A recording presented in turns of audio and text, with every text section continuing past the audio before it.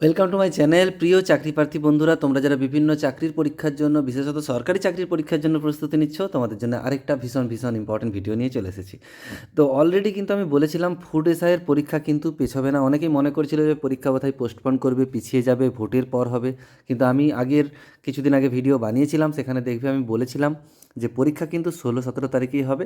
এবং আরেকটা বিষয়ও বলেছিলাম যে 3টে হাফে, প্রতিদিন 3টে করে হাফ হবে পরীক্ষার।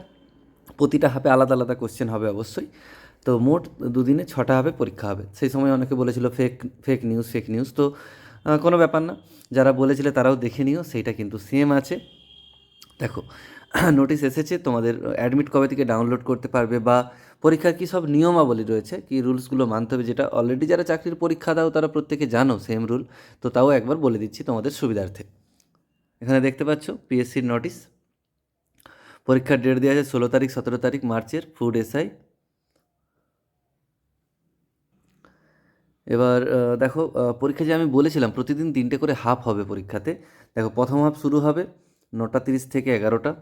তারপরে দ্বিতীয় হাফ শুরু হবে 12টা 30 থেকে 2টো। আর তৃতীয় হাফ হবে 3টে 30 থেকে 5টা। 1.5 ঘন্টার করে পরীক্ষা। এবার বিষয়টা হচ্ছে, তোমাদের কিন্তু অ্যাডমিট কার্ড যখন ডাউনলোড করবে সেখানেই মেনশন করে দেওয়া থাকবে তোমার ভেন্যু কী, অর্থাৎ কোন স্কুলে, তোমার কোন অ্যাড্রেসে বা কোন স্কুলে তোমার পরীক্ষা হচ্ছে বা কোন ইনস্টিটিউটে তোমার পরীক্ষা হচ্ছে, সেখানে সেটা যেমন মেনশন থাকবে, তার সাথে 16 তারিখ না 17 তারিখ সেটাও মেনশন থাকবে। তার সাথে এটাও মেনশন থাকবে কোন হাফে হচ্ছে, 12টা 30 থেকে 2টো পর্যন্ত হচ্ছে, না 9টা 30 থেকে 11টা, নাকি 3টা 30 থেকে 5টা, সব কিন্তু অ্যাডমিট কার্ডেই তোমার মেনশন করা থাকবে। এবং অ্যাডমিট কার্ডটা পেয়ে গেলেই কিন্তু তাহলে তোমাদের বুঝতে পেরে যাবে ক্লিয়ারলি যে তোমাদের কোন ভেন্যুতে হচ্ছে, কোন সময় হচ্ছে, এক্স্যাক্ট কোন হাফে হচ্ছে বা কোন সেশনে হচ্ছে। তো তার জন্য একটু অপেক্ষা করতে হবে প্রত্যেককেই। দেখো, অ্যাডমিট রিলিজ ডেট দিয়েছে এখানে দেখতে পাচ্ছ 2 মার্চ। মার্চের 2 তারিখ থেকে কিন্তু তোমরা অ্যাডমিটটা ডাউনলোড করতে পারবে। www.psc.gov.in এই সাইটে কিন্তু তোমরা পেয়ে যাবে। 2 তারিখের পরেই কিন্তু তোমরা বুঝতে পারবে তোমাদের এক্স্যাক্টলি কোথায় পরীক্ষার সেন্টার হয়েছে বা কোন সেশনে তোমাদের পরীক্ষা, কোন ডেটে তোমাদের পরীক্ষা হতে চলেছে। কেমন? তো তোমরা প্রস্তুতি একদম ফিনিশিং প্রস্তুতি তোমাদের চলছে, আর 1 মাসও বাকি নেই, বুঝতে পারছো। তোমরা প্রস্তুতি নাও খুব ভালো করে। এবং তোমাদের বলে রাখি যে ম্যাথামেটিক্সের প্রস্তুতির জন্য যেহেতু এখনও কিছুটা সময় বাকি রয়েছে, তোমরা ম্যাথামেটিক্স যেহেতু এখানে প্রচুর পরিমাণে রয়েছে, ম্যাথামেটিক্সের প্রস্তুতির জন্য আমার ম্যাথের একটা চ্যানেল রয়েছে যেখানে শুধুমাত্র কম্পিটিটিভ পরীক্ষার প্রচুর প্রচুর ভিডিও রয়েছে। তোমরা দেখতে পারো, খুব ইজিলি বোঝানো থাকে। যারা ম্যাথ একদম পারো না, ম্যাথের কিছুই ঠিকভাবে বুঝতে পারো না, তারাও যদি আমার ভিডিওগুলো দেখো, অঙ্কগুলো আরামসে শিখতে পারবে খুব সহজ পদ্ধতিতে।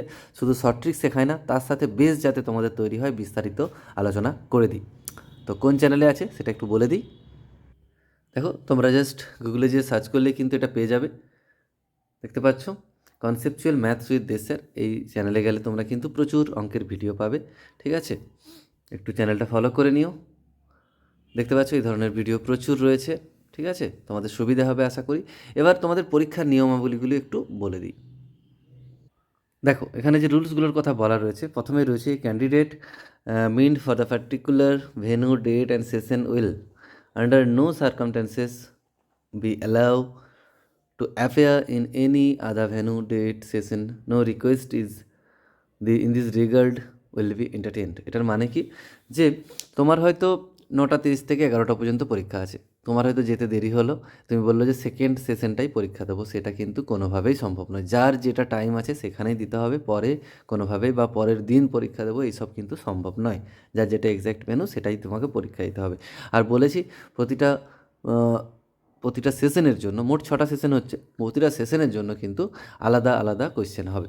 ঠিক আছে, এবার তোমাদের মনে হবে যে একটা সেশনের কোশ্চেন হয়তো সহজ হয়েছে, আর একটা সেশনের কোশ্চেন হয়তো কঠিন হয়েছে।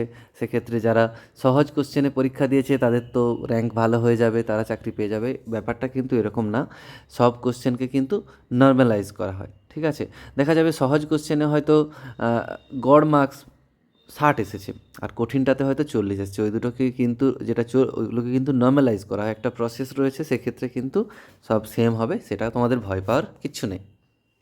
এবার দেখো পরের point, please note that the entry in the examination venue shall be close 10 minutes before the schedule. তোমার যা সময়টা দেওয়া রয়েছে তার 10 মিনিট আগে কিন্তু, অন্তত 10 মিনিট আগে পরীক্ষার হলে চলে আসতে হবে, তারপরে কিন্তু কোনোভাবে অ্যালাউ করা হবে না।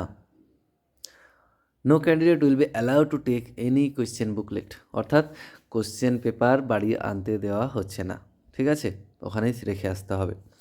ওয়াশরুম ইউজ করা যাবে না ওই টাইমিংয়ের মধ্যে, অর্থাৎ পরীক্ষা যে 1.5 ঘন্টা সময়, ওই সময় কিন্তু তোমাকে হল থেকে বেরোতে দেওয়া হবে না। তারপর দেখো,